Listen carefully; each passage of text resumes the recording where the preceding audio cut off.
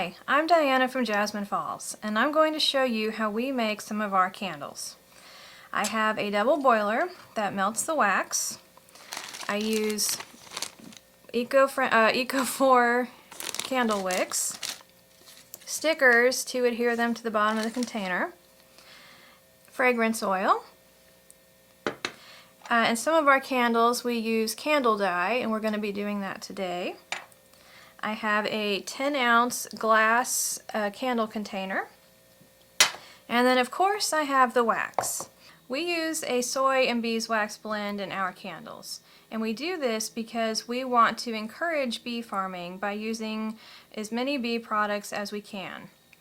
The reason we would like to do that is because bees have been reducing in population due to modern farming practices, which has caused a reduce in pollination and a reduction in overall plant life and health worldwide. So, by encouraging the use of bee products, we are encouraging more bee farming, which is a win-win for everybody. So, to start, I'm going to melt the wax.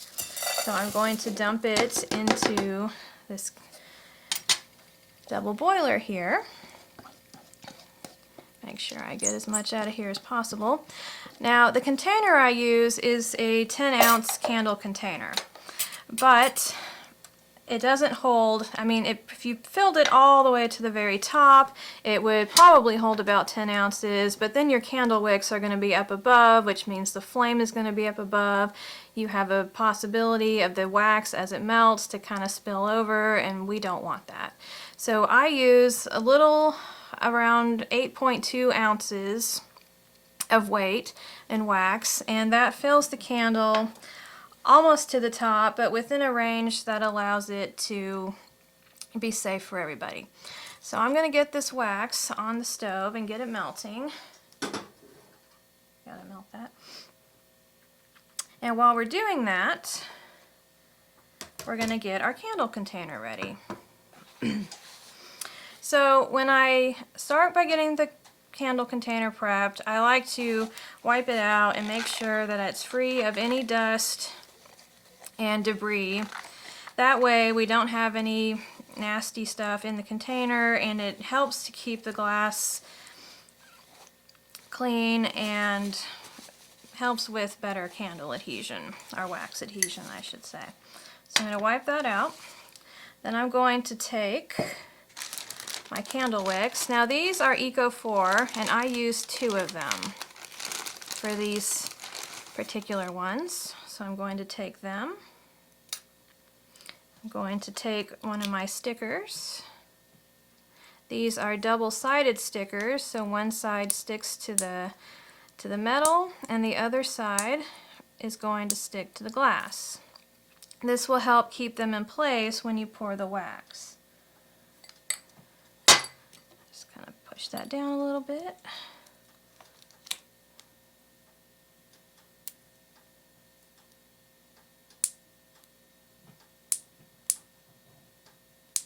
And I can't get it off. They can be a little tricky to get off. They are stuck on there pretty well. So we're going to get both of these little guys in here. And then we're going to wait for the wax to melt. Okay, so the wax is now melted. And as you can see, it's 185 degrees, which is perfect. We're going to pour our fragrance oil. Now, fragrance oil is about 6 teaspoons per pound of wax, which is 16 ounces. So since we're doing 8 ounces, we're going to do 3 teaspoons. And I am using our Merlot wine scent. This is from the Cask of Amontillado candle we have for the Edgar Allan Poe scent. So I'm going to give that a good stir here. Make sure we get all this. And then, since our candles are purple, I'm going to take this purple wax dye, and I'm going to drop in about 7 drops. 7.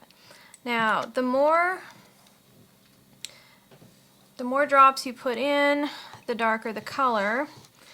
But there is a such thing as too much wax dye. If you put too much in, you could easily clog the wicks, and it smells, and it's kind of hard to overcome that smell. So it's best to keep it between about 5 to 7 drops, unless you want to go with the lighter color, which we occasionally do. But for this, we're going to do about 7 drops.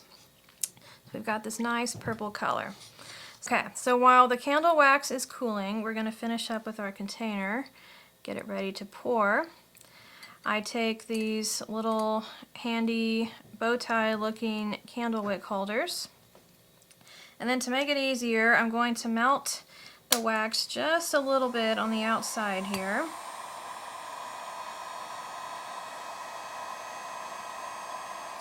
And there we go. Yeah, it's just enough that it'll make it easier to slide these guys into place here. And now this will keep the wicks straight up and down so that when I pour the wax, they don't try to go all over the place.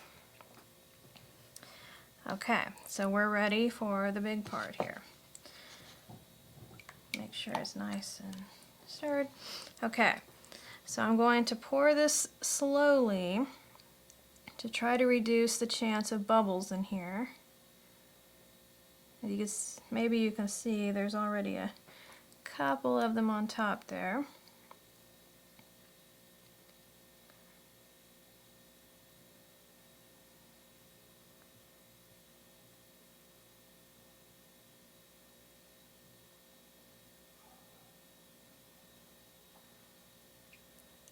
Oops, and here we go. You can see it fills up right almost to the top there, which is what we want. And then I'm going to hit this real quick and just get any of these little bubbles out so they don't hang around in here. Okay. So what I do after this is I take this to a climate-controlled drying cabinet, which will help dry the candle slowly, which should help with glass adhesion. So I'm going to move this to the side over here.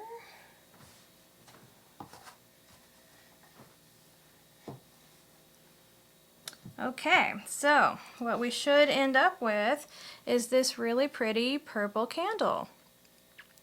You can see the top here. And what we will do after that is take these candle wick trimmers, and I try to trim to about somewhere between 1/4 and 1/2 inches tall. I usually go a little bit taller just so that when people receive them, they can go ahead and just, trim them to the length they're comfortable with. And then it's time for boxing. Now, since these are our Edgar Allan Poe candles, we bought these cute little completely black boxes. And we put our candle inside. We put a little bit of fill around, but for the sake of the video, I'm going to skip that.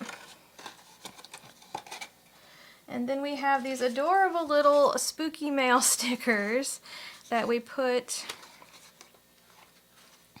if I can get it off, we put this over the enclosure to make sure that it stays intact. And there you go, an adorable little Edgar Allan Poe gift for yourself or someone you love. So thank you for watching. If you are interested in one of our candles, you can go to jasminefalls.com and click on the candles and wax melts link, and it will take you to a page with all of our candles on it.